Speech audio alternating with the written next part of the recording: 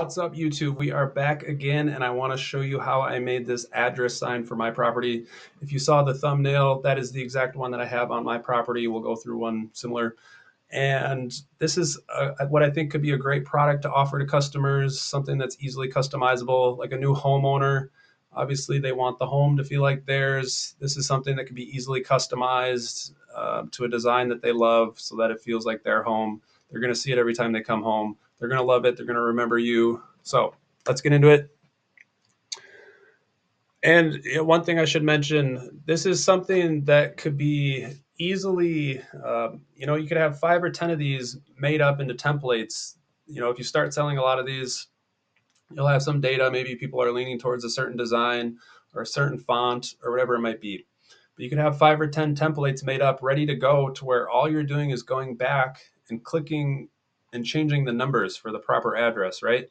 So if you learn anything from me ever, please let it be that you should be investing in things that compound over time, whether it's financially or with your time. So something like this, really any CNC work, it's something that's going to compound over time for you because you're doing the work once and you can always go back to it without doing it again. And that is amazing, right? So like I said, you could have 5 or 10 of these templates made up. All you have to do is go back in, change the numbers, and boom, you're ready to go. Now, a new customer might come in and they want something completely different than anything you've ever done, and you do have to start from scratch. But again, you can have a few templates made up. These are things that compound over time.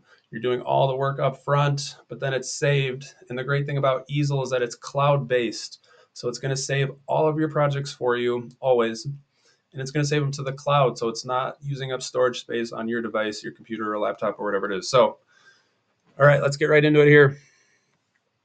And again, I really want to show you guys that this is truly easy, simple stuff. Anybody can do it. And to show you, we will start from scratch. So let's go to Edit, select all, and we will delete everything and start from scratch. We'll come over to the left-hand side toolbar, come up to Shapes, and we're going to give ourselves a square. I want maybe like a 1/2 inch border all the way around. So if I come to the size of the square here, if I want a 1/2 inch all the way around, I need to be an inch under my board size. So if I come over here, I can see my board size is 5 3/4 by 21 1/2. So I'm going to change this to 4 3/4, which is an inch under. And then the height, I will change to 20 1/2, which is an inch under.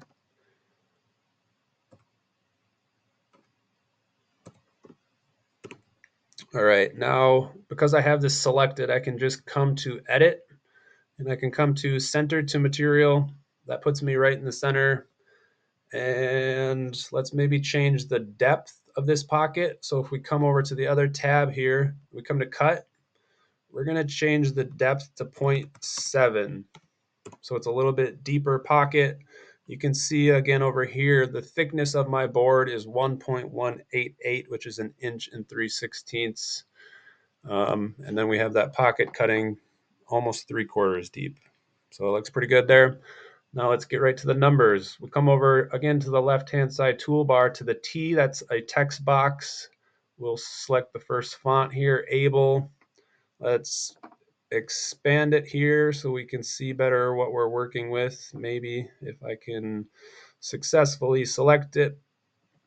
All right, let's bring that up. Now we want this to go up and down, right? Not side to side. So we'll go 3, enter, 2, enter, 4. And now we have our numbers going up and down. And again, we'll move it here. So you can see we're way too big right now. So let's shrink that down, move it some more. That looks pretty good. Again, we have this selected, so let's go to Edit. Let's go to Center to Material. And now that's centered right in the middle of the board. It's looking pretty good. Now this is the main part, right? This is the address. So we want this to really stick out and stand up. So we don't want to be this deep with the cut of this. Let's go to 0.2. So anytime you're changing the depth here, it's the depth that you're going with that object. So we're only going to go 0.2 deep with these numbers. So that's a little less than 1/4 of an inch deep. So that looks good. Now let's start adding some images. Everything that I used on mine came out of this Pro Design Library. Again, on the left-hand side toolbar, if you come to the Apple, that's the Pro Design Library. All the images I used for mine came out of there.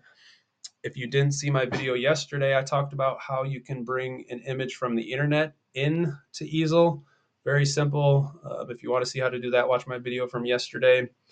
But again, this Pro Design Library has a ton of stuff. It has thousands of images. It has really good stuff, and it's all loaded, ready to go for you.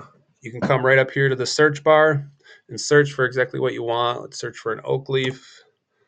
Brings us up some oak leaves. Let's just pick this one here. We're going to fill. It gives you a few options on how you want to fill the object. We're going to do this one. And I always like to bring the object over here away from everything else that I'm working on so that I can get it roughly to the size and specs that I want on its own, so I'm not getting in the way of the other things. So let's change the cut depth of this now to 0.5. So again, our pocket depth is 0.7. So I want this to stick up. So it's going to stick up 0.2 because I'm not as deep. I'm at 0.5, but the pocket's at 0.7. So the pocket's deeper than this. So this is going to stand up, but it's going to be also deeper than our numbers. Maybe I want to rotate it a little bit because I don't want it straight up and down. So if you always go to that one that juts out, that's going to be the one that lets you rotate any object. So we've got it rotated. Now, if we come over here to the detailed view, you can see that I'm cutting into the 3 with the image that I just added on top of it. So what we need to do is either send this image to the back or bring the numbers forward. So since we're already selected here, we'll just send backward. So edit, send to back. Oh, sorry, we don't want it to the back. Let's bring it forward. Edit, bring forward. So now we're behind the 3, but again, we're in front of our deepest pocket there. So if we come over to the detailed view, you can see we're not cutting into the 3 anymore, but our leaf is there, and it does stick up a little bit from the rest, and it looks pretty nice. So let's go back over left-hand side toolbar, the Apple Pro Design Library, and let's search for a maple leaf now. So you could see on the one that I did, I contrasted between some of the objects being completely filled and shaded in, and some of them being completely cut out to where it's just the border of the leaf. I liked the way that looked. Again, everything here is customizable and you can do whatever you want. But since that first one was not filled in, I'm going to find one now that is filled in. Let's go with this one here, this maple leaf fill. Again, bring it over here so that we can adjust it and get it just how we want. Let's blow it up a little bit bigger. And again, the cut, let's go 0.5 with our depth here so that everything's the same. So 0.5 with the depth. Let's go edit. Let's come down to flip horizontal. That's going to get it kind of angled in the other direction, which I like because it's contrasting the oak leaf that we put on already. So we'll put the maple leaf right about here. Again, this is in front of the 2. It's going to cut into the 2. We want to send it backwards. So edit. Now let's not do send to back because that puts it to the very back, which is what I did last time. Let's just send backwards. So that's going to put it one step back behind the 2. So if we come over to our detailed view once again, that's looking pretty nice. I like the way that looks. Now, again, back to the Pro Design Library. Maybe finally we'll add an acorn. And we select this acorn here, fill. Again, let's move it over here. And you can see with this, there's a bunch of separate boxes here. So anytime it brings in an image like this, where there's certain things that aren't connected to one another, they will be free floating within their own boxes. Now you can individually manipulate all those boxes and move them around however you want. So I'll show you here. If I just select this portion, I can completely move that separate from everything else. Now, you don't always want that, and it can be kind of annoying at times if you're trying to work with this whole object and only parts of it are moving on you.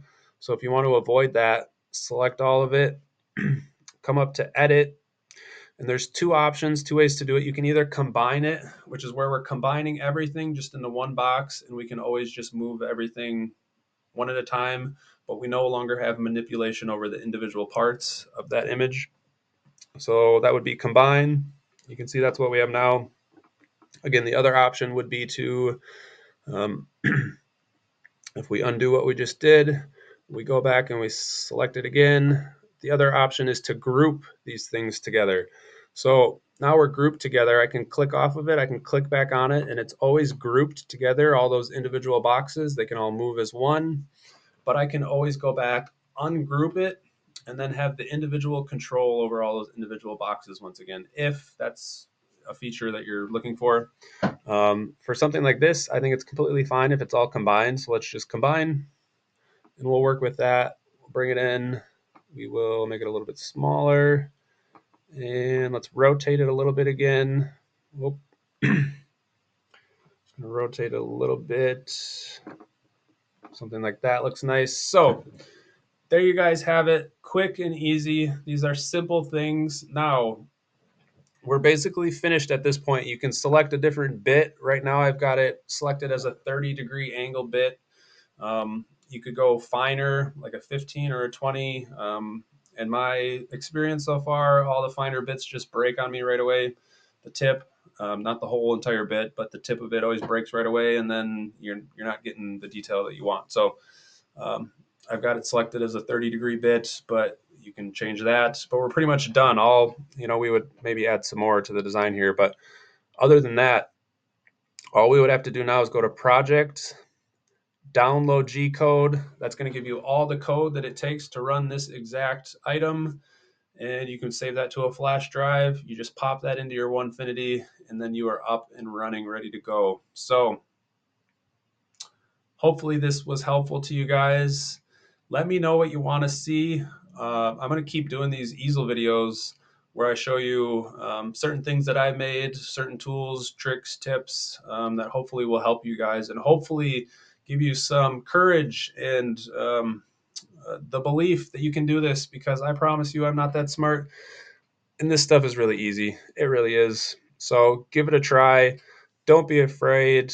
If I can do it, I promise you can do it. I barely even have time. I'm a single father of two kids. I work full time.